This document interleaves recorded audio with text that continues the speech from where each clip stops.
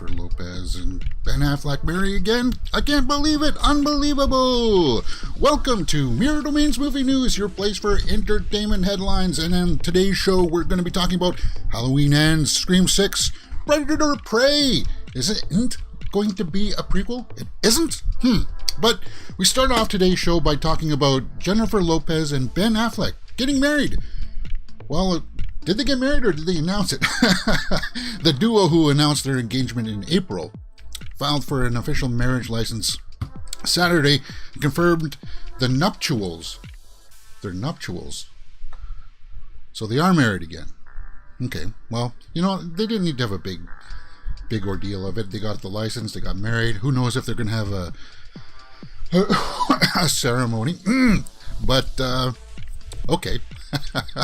Hey guys, you know what? It's going to be the big headline of the day. Everybody's going to be having it on their front pages. So as we go through some of the stories today, it's going to be hard to avoid this.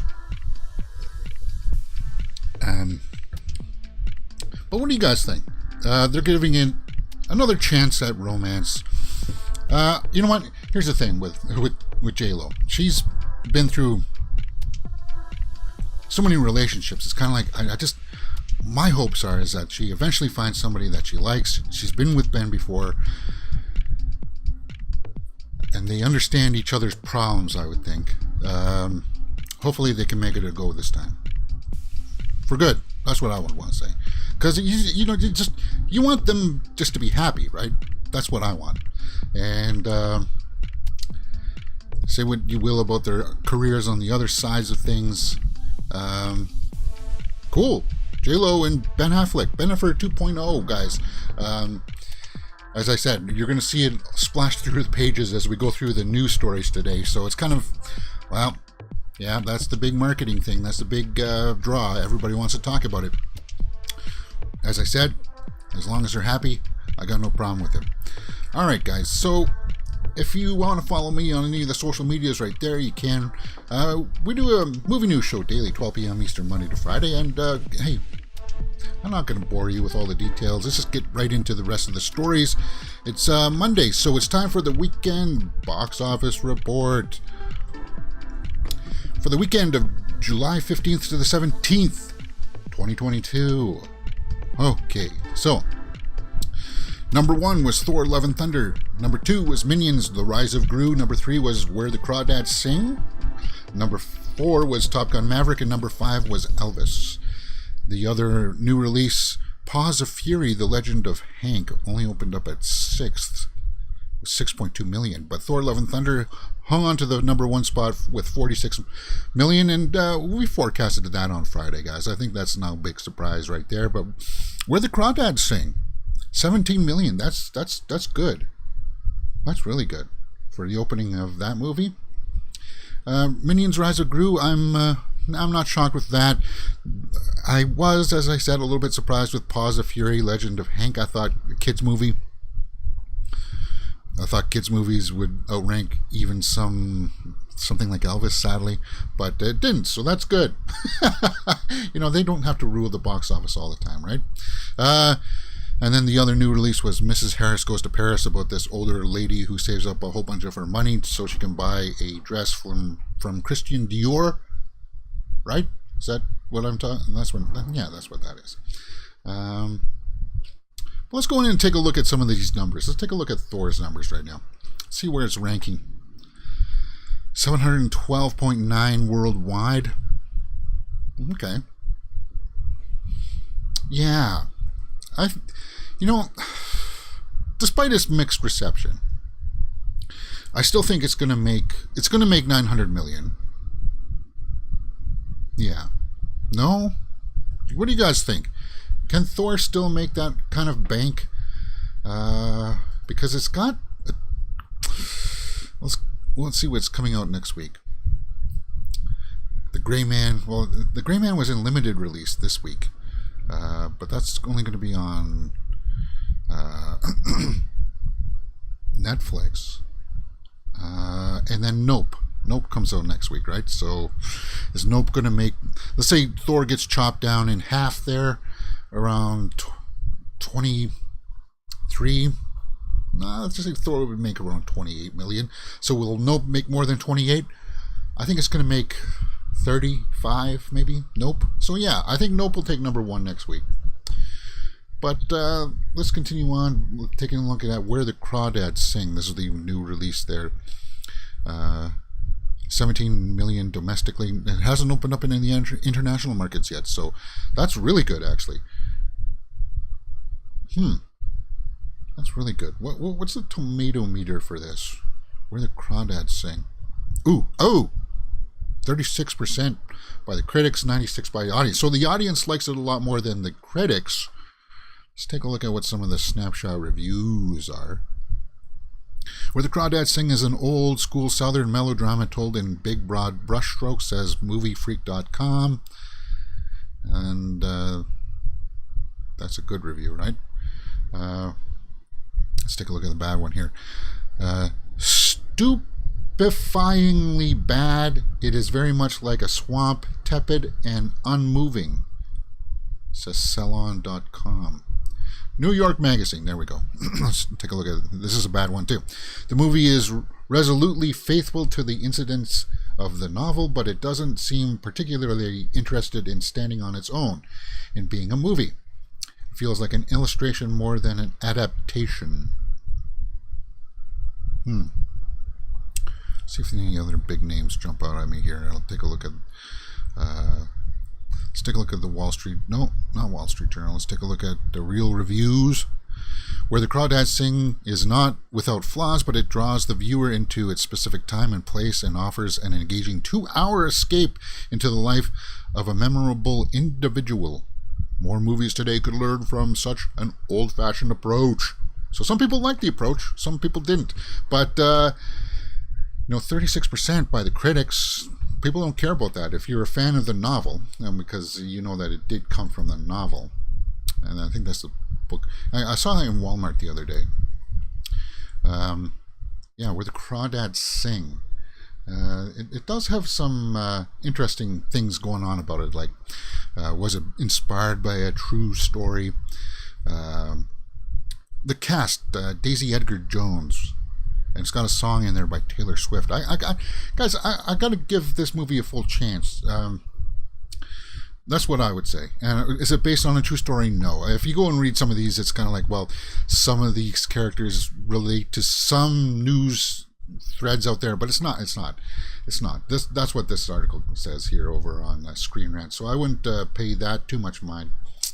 Where the Crawdads Sing, though, I think that's good. Despite the what the critics were saying, 17 million is a good piece of cheddar. Let's take a look at what the budget was, though.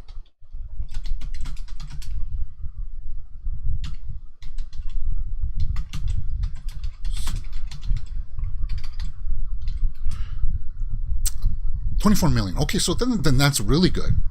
Yeah, because if it was like 40 million, I'd be kind of like, what, huh? Not like that Rob Zombie Monsters movie that was 40 million. I can't believe that. 24 million for Where the Crawdads Sing.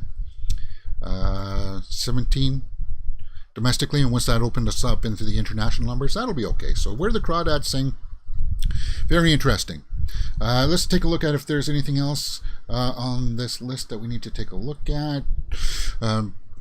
People say that Jurassic World Dominion is inching closer towards beating Doctor Strange, so it's over 902.4 million there. What's Doctor Strange at? 954.1. So no. Well, Doctor Strange is done. It's done. It's not going to make that much more money. Where was it on that list?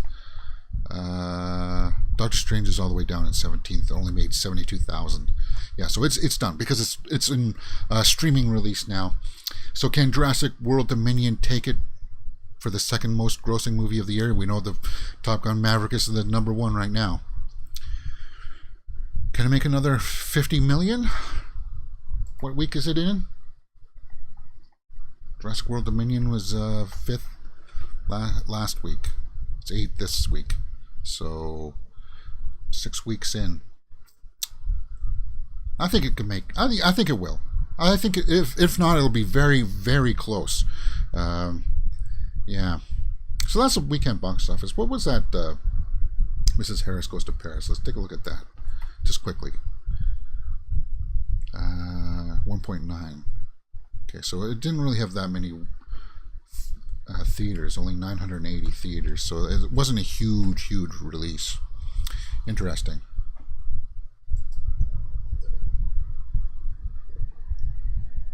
Alright guys, I think that's it for this week in the weekend box office report. What do you guys think about some of these stories? Let me know in the comments below and we will talk about it.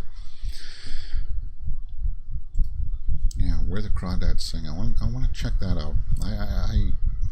I'm getting delinquent here with going to the theater. Alright. Where are we at? Let me just check the live stream here to make sure that we're all up to code. Yeah, we're sitting pretty. Alright, Dune. Dune Part 2, Florence Pugh. Let's take a look at this. Dune 2 set images reveal Florence Pugh as Princess Irulan. Well, that's cool. Well, it is filming now, so it's still supposed to have a release date of next year, right? But I didn't get pushed. But anyway, Florence Pugh is going to be playing Princess Irulan. She's the daughter of the Emperor, and she'll eventually become the wife of Paul. She becomes the wife of Timothée Chalamet there. And not her. It's not her, guys, but she's in the first two. But then eventually it's going to be him and her. And Florence Pugh.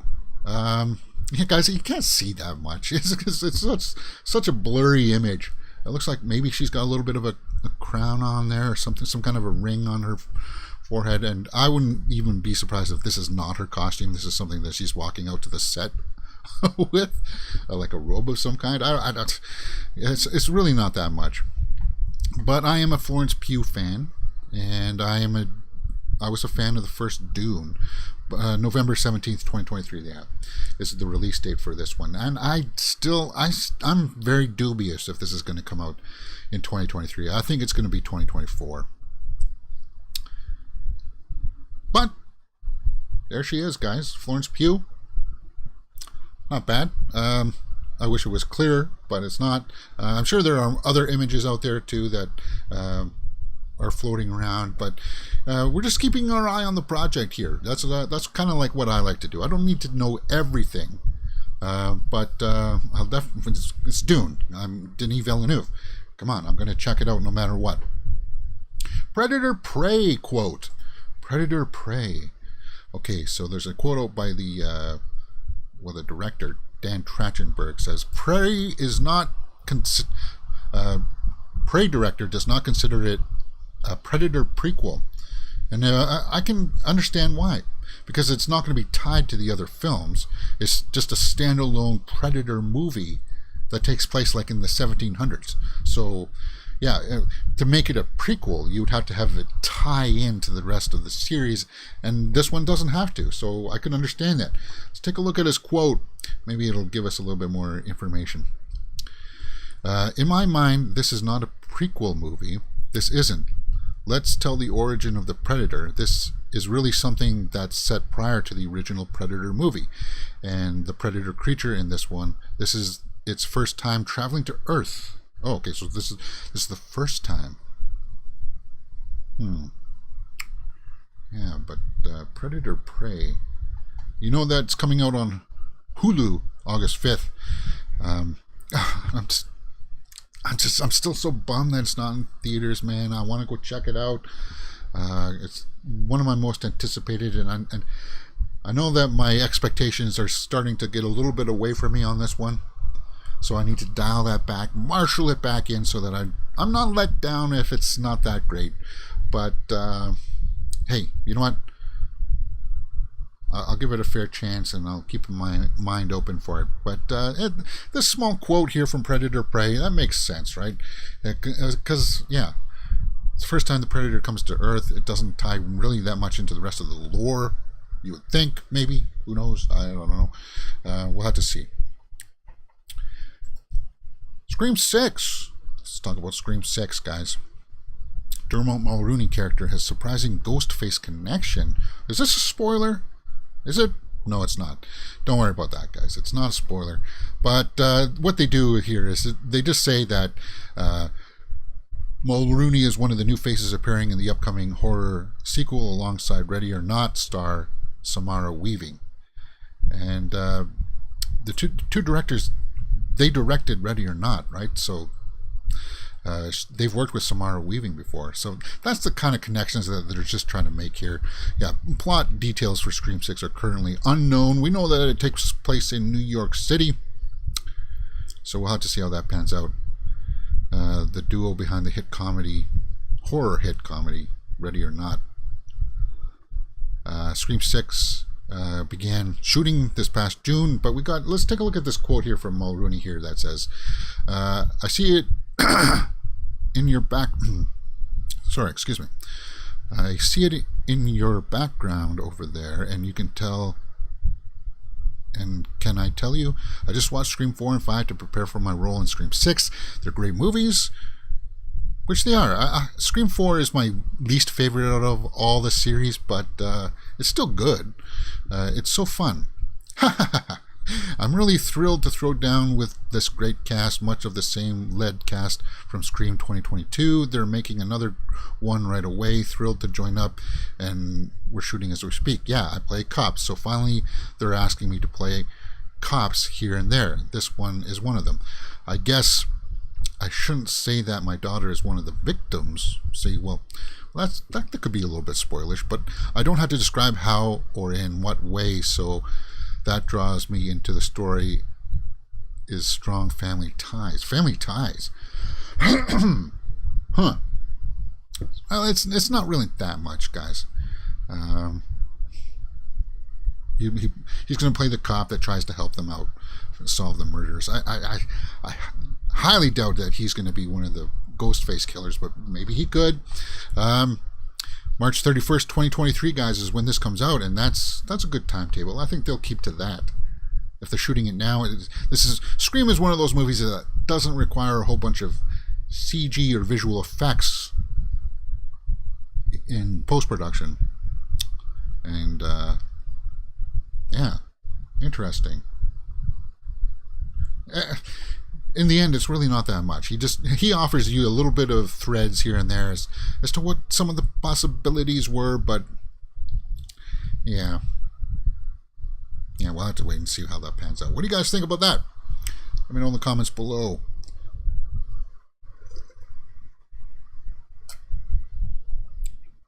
Halloween ends. It wraps. Well, I thought it wrapped a while ago, but I guess Jamie Lee Curtis has talked about filming the final shot, and it was cathartic for her. Well, good.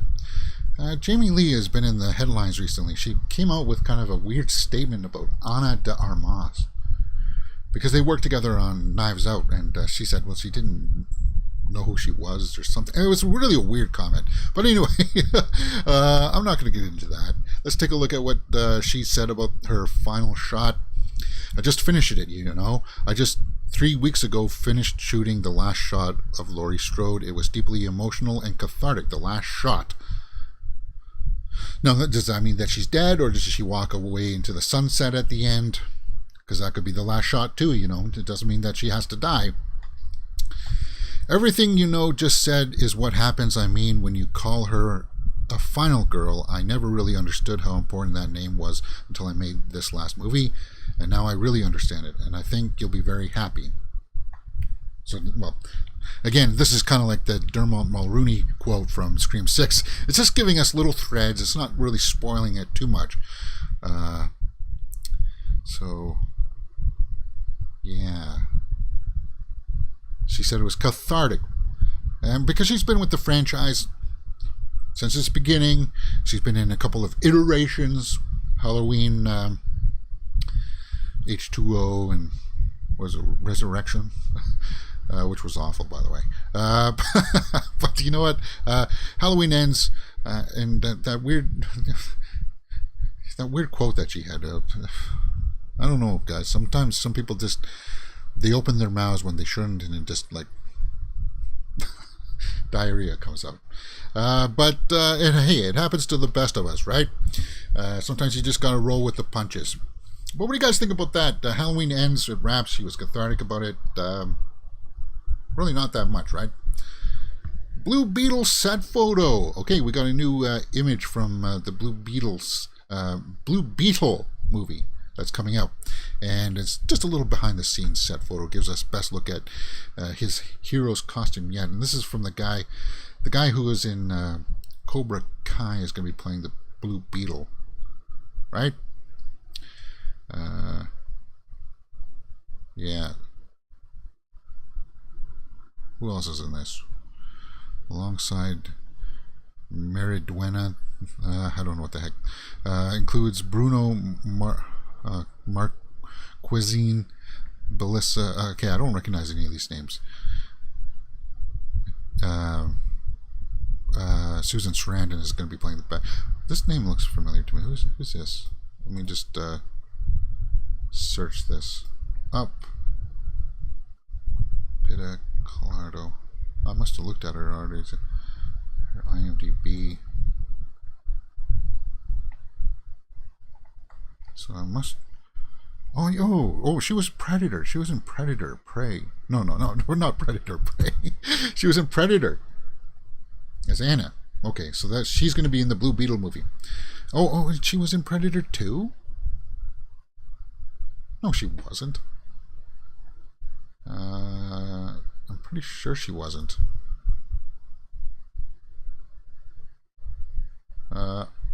Well, if you call that being in Predator 2, yeah, she was on the screen there. She was in the first Predator, so she's going to be in this Blue Beetle movie. Interesting. Yeah, I wouldn't really call that a cameo. But I'm sorry, I'm digressing here. Let's get back onto this Blue Beetle image. Okay, so looks like he's getting into some kind of a flight rig there. He's going to jump up. Let's see if I can blow that up just a little bit. Okay, so it's not really that blown up. Okay. Imagine putting a helmet on that hair. That'll make you all hot, sweaty. Who's this? Maybe I need to take a look at the cast for Blue Beetle. Well, I already did. I guess I didn't recognize any of the names. Wow. Okay. Well, you know what? It happens.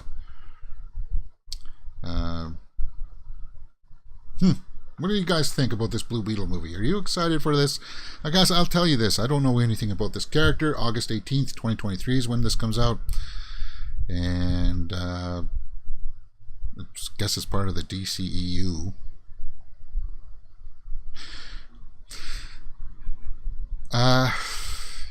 Okay. All right, before I make any more of a fool of myself, I think I'll end it there. The costume looks okay. We'll have to wait and see what it looks like in motion. Like most things, I suppose, with most of the costumes, you never know exactly until you see it, what it looks like moving, right?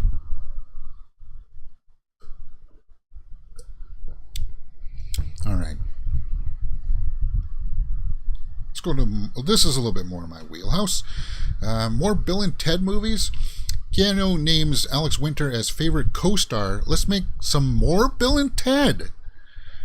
You know, I liked that last Bill and Ted movie. It wasn't the greatest one. I got a special place in my heart for Bogus Journey. But yeah, they definitely worked well together. It was kind of fun seeing them back.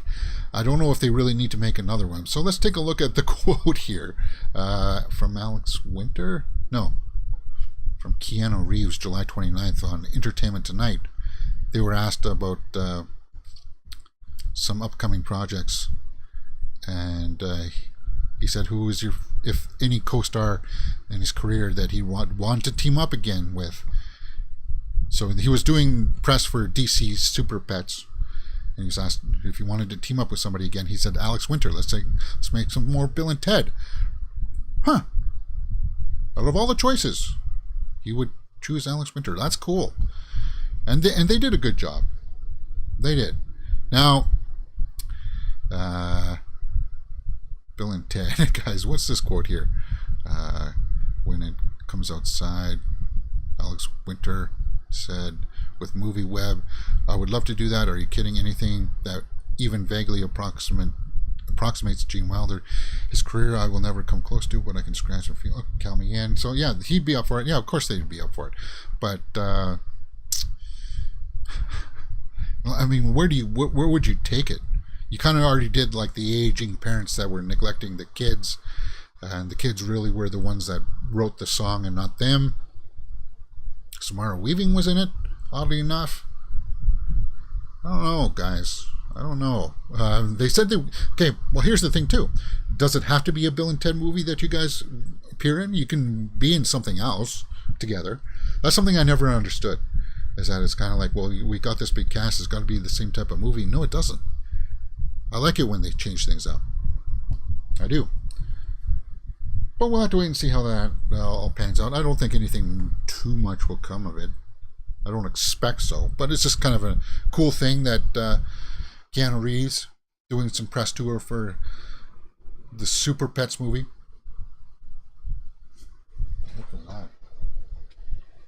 Sorry. That wasn't my phone.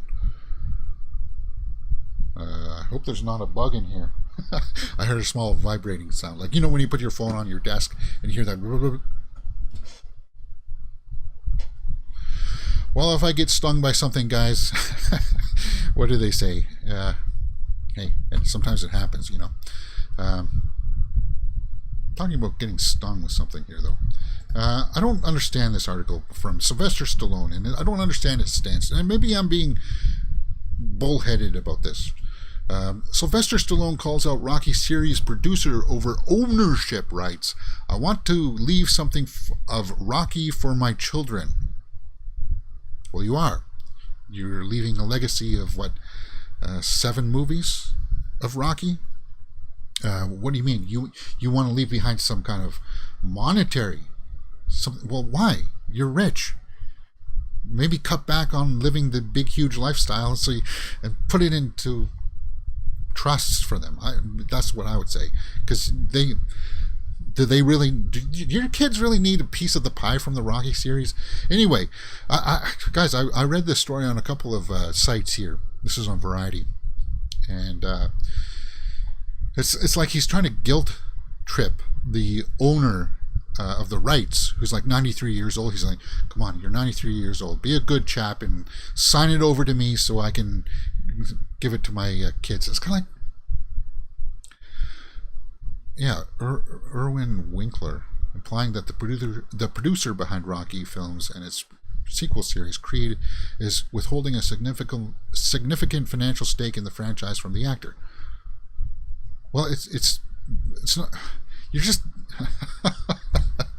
This guy produced it. He made it, man. Yeah, you starred in it, but that doesn't mean that.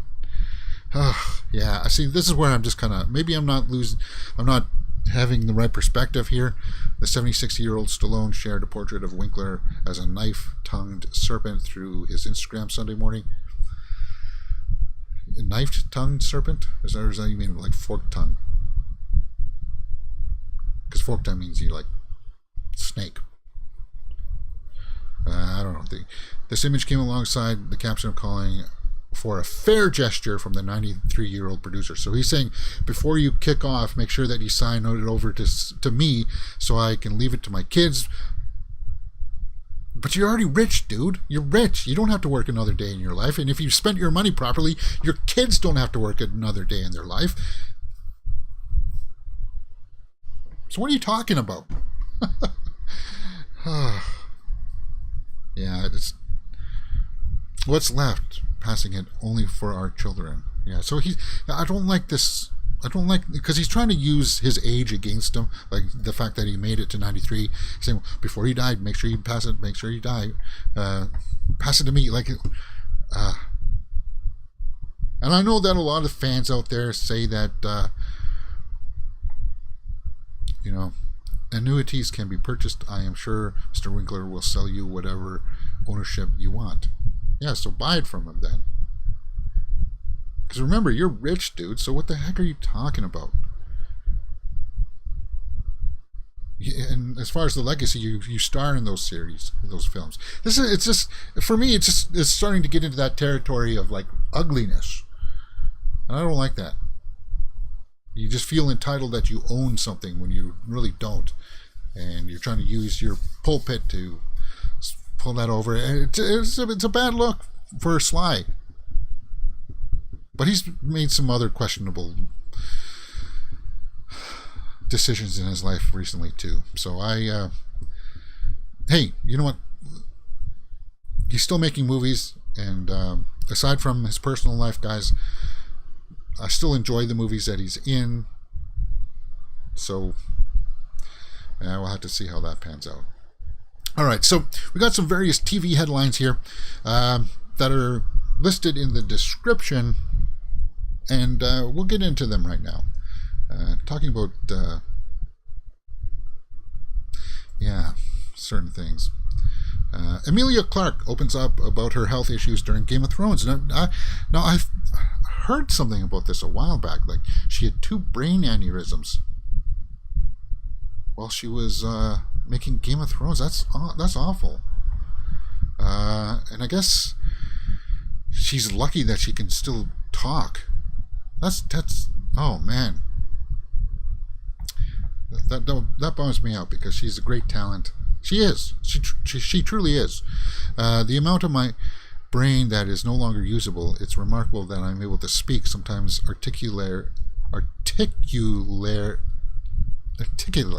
sorry. Well, hey, sometimes even somebody who hasn't had an aneurysm has trouble saying it. Sometimes articulately. Sometimes articulately. And live my life completely normally with absolutely no repercussions.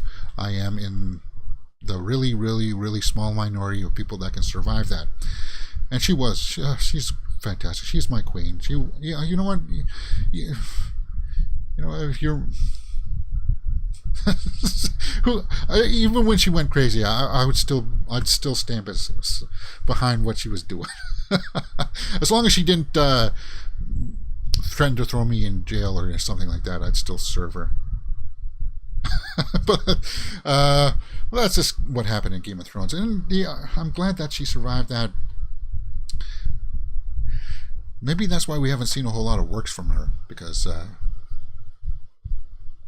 maybe she's just having troubles.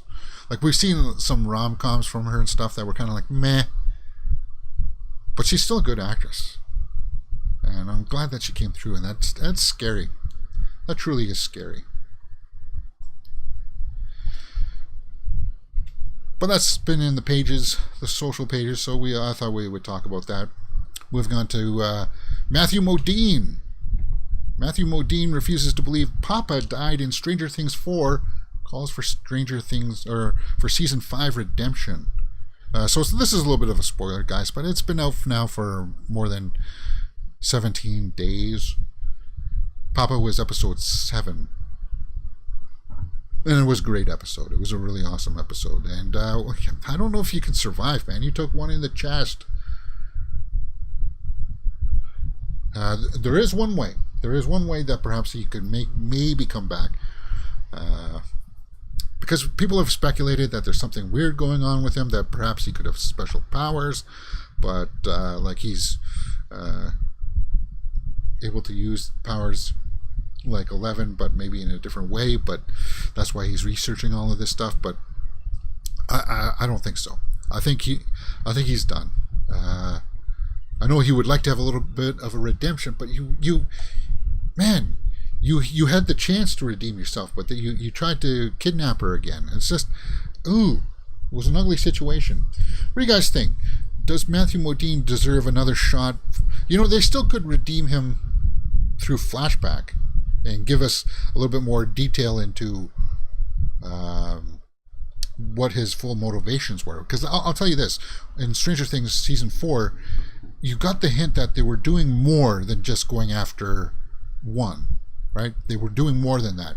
They were experimenting on them to do other things than just that, and he had a bigger agenda. If you reveal that, maybe perhaps you could get a little bit of redemption. But the only other way that I think you could possibly have him come back in a form that would be like where he would be able to come back as the actor is if you made him a clone or something, and that's the only way I could see it happening. Speaking about clone, let's talk about Resident Evil on Netflix has one of the lowest audience RT scores, and apparently, yeah, I was in the minority in this, guys. I'm in the huge minority in the Resident Evil series because I liked it. I liked it a lot because Jade is a very interesting character. Very flawed, and I can understand. I saw some of the reviews now. People are saying that she's not likable, and she does make some really weird decisions that cost people's lives. Yeah, like especially on the boat when she brings on that Zero. I was just like, what are you thinking? But yeah. And we saw the Rotten Tomatoes score. But I wanted to talk about this again because as I said, I really like this series. And if it's going to be as low as it was on the Rotten Tomatoes there, 25% by the audience, 51% by the critics. So even the critics score would have to be a much higher if we're going to get a season 2. So we're not, expect any day now. Netflix will come out and say that it's just going to be a one-off series, which sucks because you know what? They do this thing where you get me invested in it. I really liked what they did. Now, as I said, I'm in the minority, but then you cancel it after one season. You did it with Archive 81, which set up for another season, but you're not going to make a second season of Archive 81. You're probably not going to make another season of Resident Evil.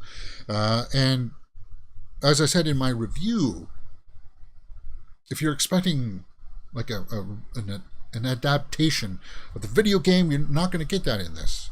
And you have to be able to put that aside. If you can put that aside, there's some value in it. Yeah, there's some value. There's some good acting. It's gory. It's bloody. It's really gory. And I appreciated that. And once you got used to the dueling timelines, I really liked it. Yeah. But it's a sad outcome. It's just one of those things that happens. Can't really change that. All right, guys. Let me just check out here where we're sitting at here. All right. Let's go over and take a look at the old Twitterverse, and then I think that'll be up for today. We move through these stories a little bit faster than I normally work through them, but that's okay. So I'm just refreshing the Twitter page here. I'm just checking to make sure that I didn't miss anything else. But I want to know your guys' thoughts on the Resident Evil for sure.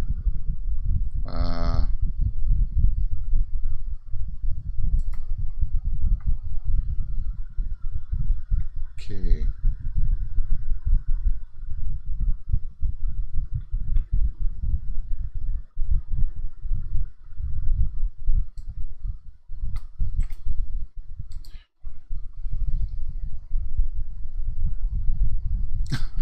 This is a rumor.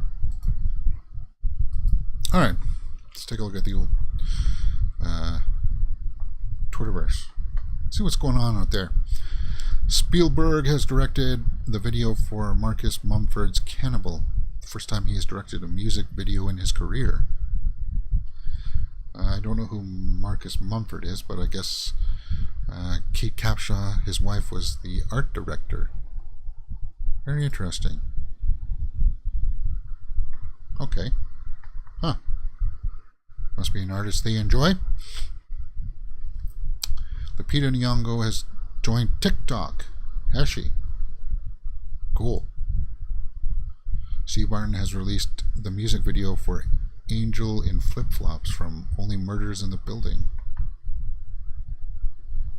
John Woo is developing a historical drama about Chinese-American Dean Lung, the valet of Oakland's first mayor, Horace Walpole Carpentier, whose donation helped found Columbia's University Department of East Asian languages and cultures. Okay. New look at Zoe Dutch in Not Okay movie. Eve Bio's Kira. Don't know what that is. Christina Hendricks has been cast in Apple TV Plus series The Buccaneers. Can't go wrong with her. She needs to be in more stuff. She's really fantastic. Why can't you see my? Can you guys see my? You can't see my cursor. There it is. What's this?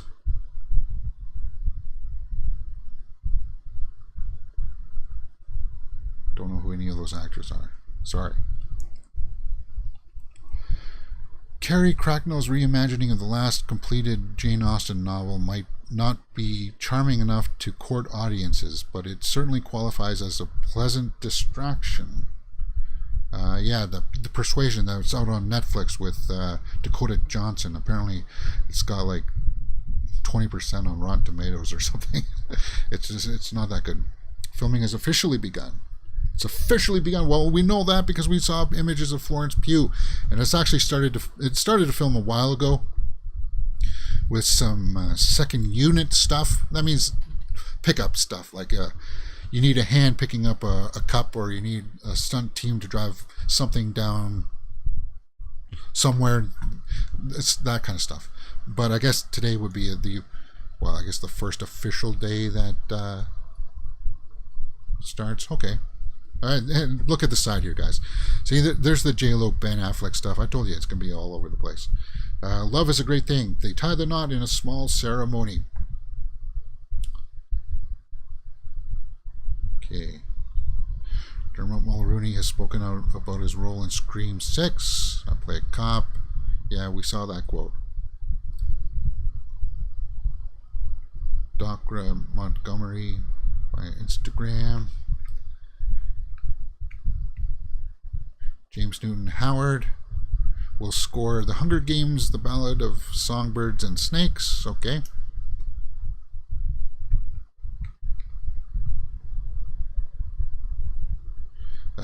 Rehearsals for John M. Chu's film adaptation of Wicked will begin next month with Ariana Grande.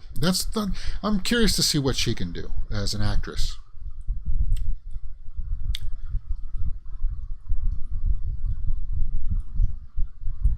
Well, I think it's just images, guys. Not really that much. More Fear Street films are in development. Wow. We'll have to take a look at this story. Because, guys, I'll tell you this. I didn't hate the Fear Street, but it's something that I'm not going to be jumping to come. Like, it lost me halfway between the second episode and the third. The third one was really too. Have you ever seen like something called The Gallows? Like it was a little too high schoolish for me. Like production wise, I mean, like it was a little too amateur for me. But the first one was really good. I liked it a lot. Netflix welcomes fans back to the shady side. More films are in development. Interesting. Cool. For Fear Street. Well, this makes some people happy. I know it'll make one critic that I follow very, very happy because she loves it quite a bit. I like the cast too. So I'll have to see how that pans out. Let's take a look at some of the comments here. These felt more like Scream in a good way than Scream 5 did. No, I don't agree with that. I like Scream 5 quite a bit. Fear Street translates to Men Are Pieces of Garbage. I thought the second one was okay. Third was utter trash. I hope they actually draw from the books and really make it feel like Fear Street. I enjoyed the movies, but it just felt like a regular teen horror. So it's mixed. I actually love these movies. Part 3 wasn't as good as the first two, but it was still an enjoyable film. I don't know if I'd go that far. The problem with these movies, by what I've seen on people's reactions on the internet, people are more interested in the teen drama than the actual horror. No, I like the horror. It was too much of the teen stuff, especially in the second one. And they get furious when the characters die. As a horror fan, I want to see these deaths in a horror movie. Well, come on, with the bread slicer in the first one, you definitely got that. And she was my favorite character. I want to see more from her. So a lot of people are going to bat for it. A lot of people are liking it. So it's a little bit mixed, but looks like the majority of people want to see more Fear Street movies. Very interesting. I'll just keep that. I'll read that article more, and we'll talk about it more maybe on the Horror Weekly Roundup show on Saturday.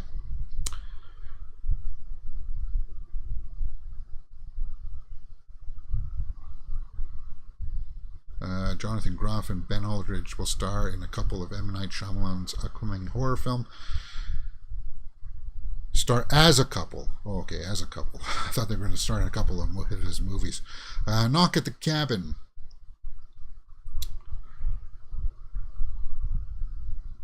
So is it done? Is it wrapped? No, it's not done yet. Cabin at the End of the World. Shyamalan's just hit and mix, hit and miss. It's just you can't really trust him sometimes, because Old was a great concept. Actually, can I say that about all of his movies?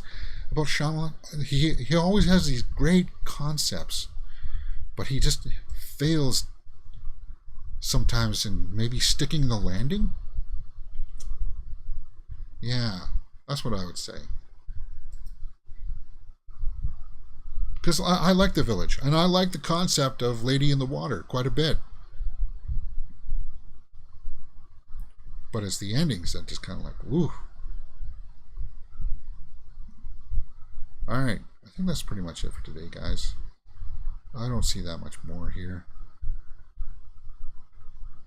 We know that Comic-Con's coming up too, and we know D23 is coming out. Let's take a look at this article here. Rumor: Marvel Studios' Fantastic Four cast to be unveiled at D23 Expo. So then we'll know for sure then if Krasinski's going to be involved with it or not. When is this D23? Just pause this ad. Hey, clicking this pause button, guys. I'm not seeing a lot of action.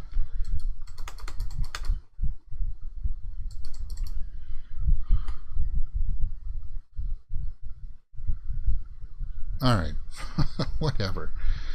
So yeah, they're saying that who will play him. Well, guys, we've already been into this. They said Zac Efron will be playing maybe Johnny Storm. Krasinski will be back as. Can I pause this finally, please?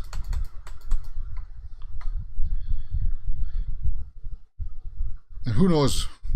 Bryce Dallas Howard was rumored. No, she's not going to be Invisible Woman. She's got too many other things that she's got going on, like hopefully directing stuff. And to be honest, I'm not really. I don't really care. It's not gonna. It'll be a bit of a letdown if Krasinski's not coming back for it. But we saw it. I'll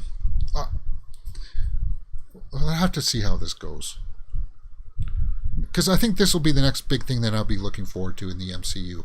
All of these other side projects, now that I know that they're not really going to be all connected to each other anymore. Like, it's not leading towards an Avengers team up of any kind. I'm really not that. My interest in the MCU is waning. It's slowly going to the side, and I'm not the only one in that saying that. There's lots of people saying that. You know what? Maybe it's time to finally let it. You can't reboot it right now. I don't think. I don't know what they need to do with it. Maybe it's time for new leadership. That'll rub people the wrong way, because people like Kevin Feige. That'll rub people the wrong way for sure. All right, guys. Well, that's the show for today.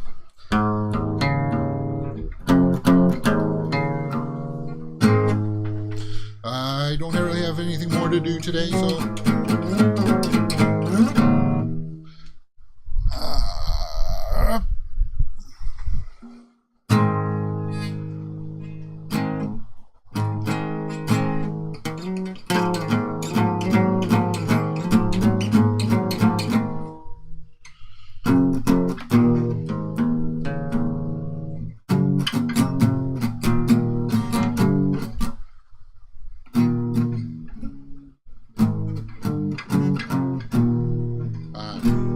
This is standard tuning.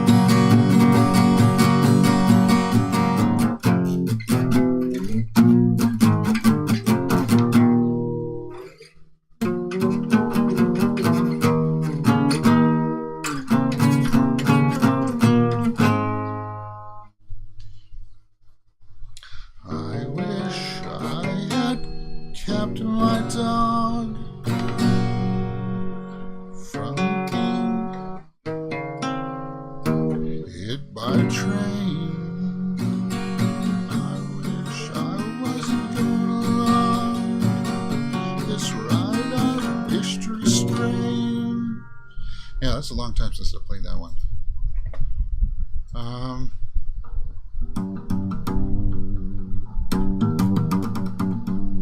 Seeing if there's anything else trending here.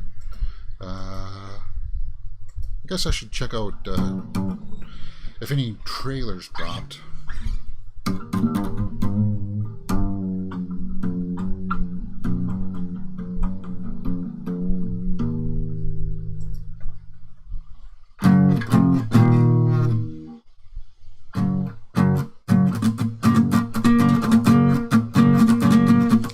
People want to say that Thor: Love and Thunder is a bomb, but it's not. We just saw it's made over 700 million, guys. And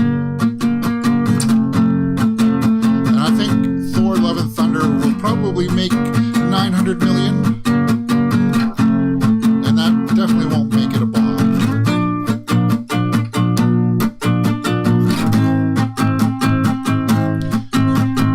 Because there's still so much things to like about Thor 4.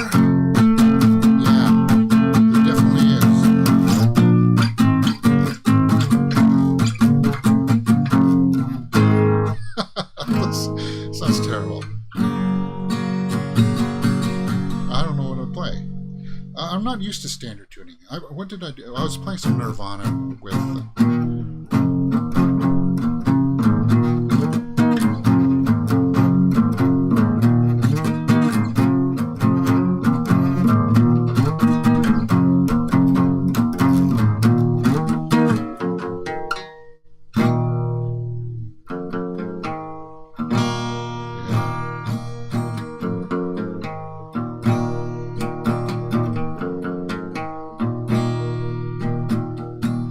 Maybe this is the right tuning for it too.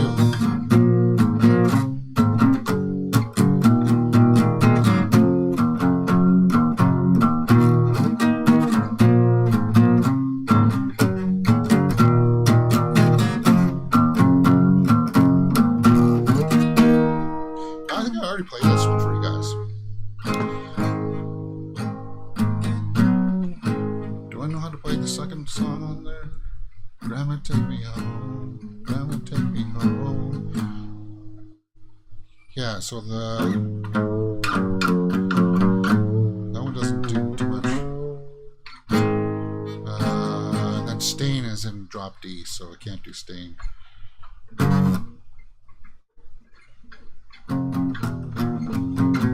Yeah, can't do that one.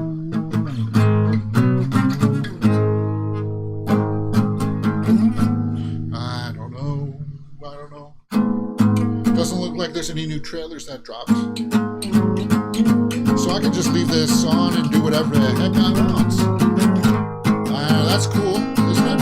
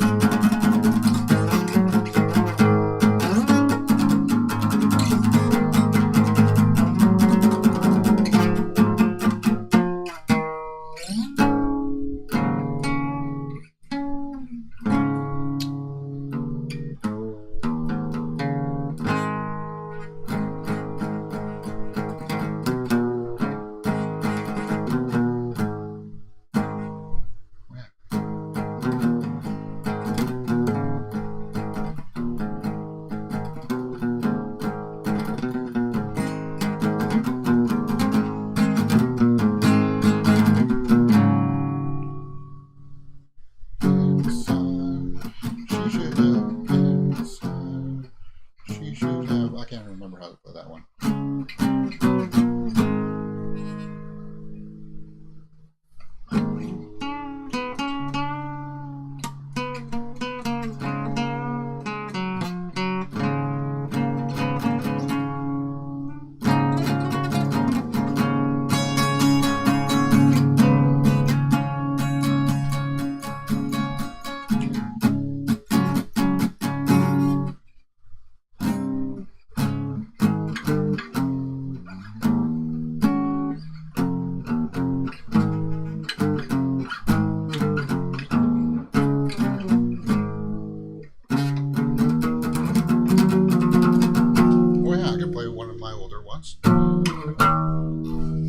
Can do that.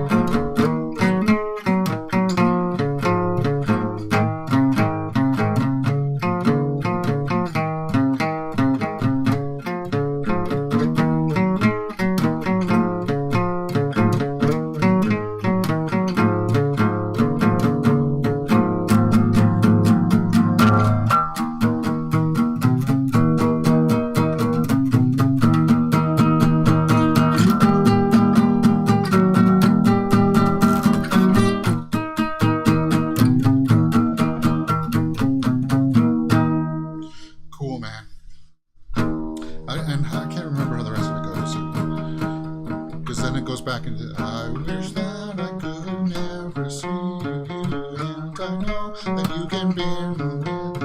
I know that is heaven all the same, and you have been out to them I go the way. I says all just bringing me down. If I could sing I would drown.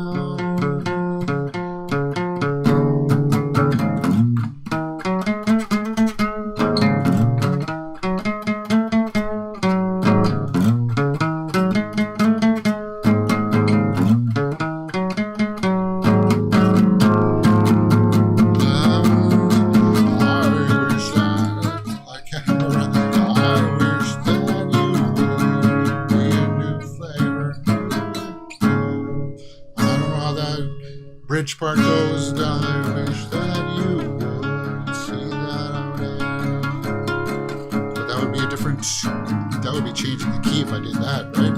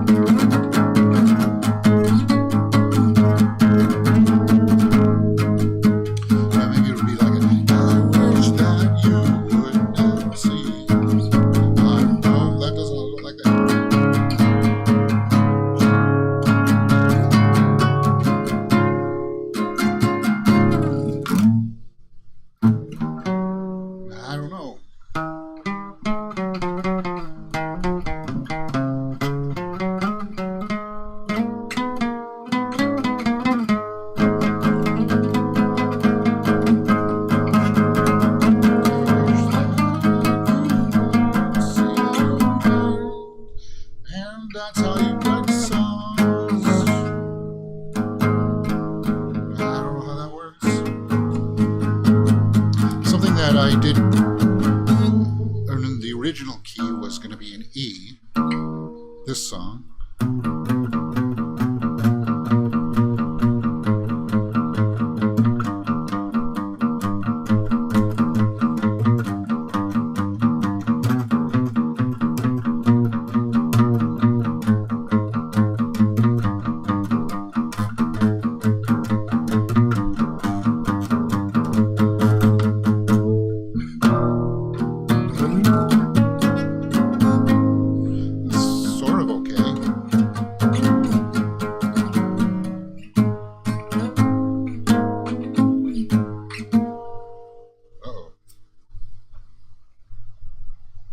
Maybe I do have a bug in here. Something felt like something just buzzed me.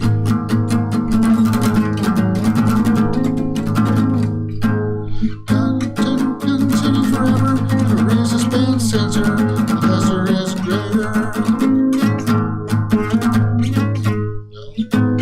There we go. That's better.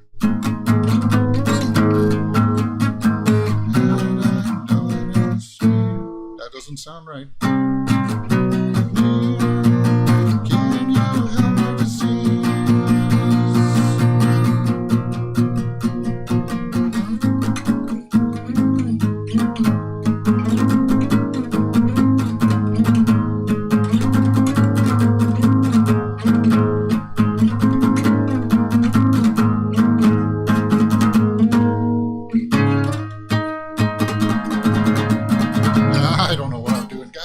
I'm just jamming, and it's like we're over an hour now, so.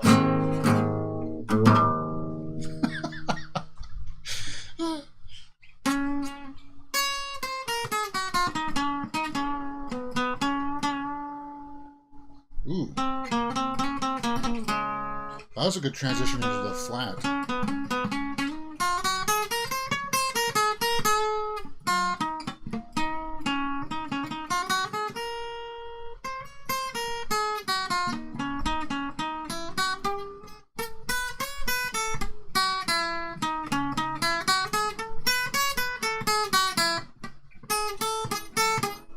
Yeah, you don't need to do that.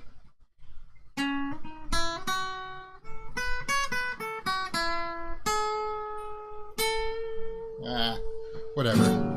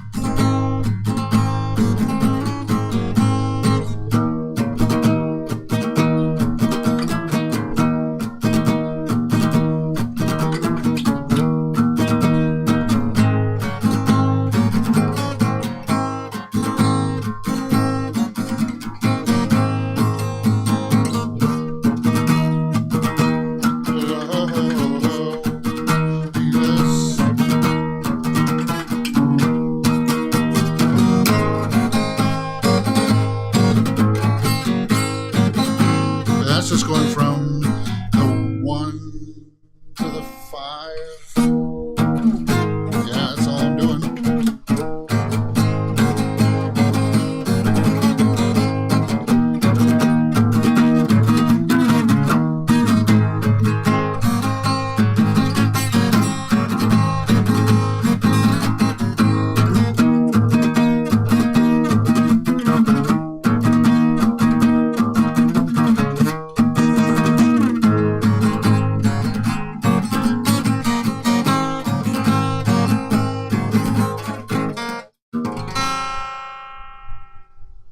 Alright, I think that's it for today, guys. That was a nice little fun jam there at the end.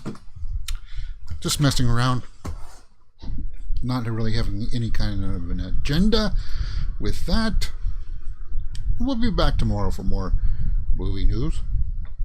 For sure. For sure. I don't think I've missed anything. Scarlet Witch is trending on the news right now. But yeah. Alright guys, that's it. Hopefully you can join us again tomorrow for more movie and entertainment news. I shall see you then.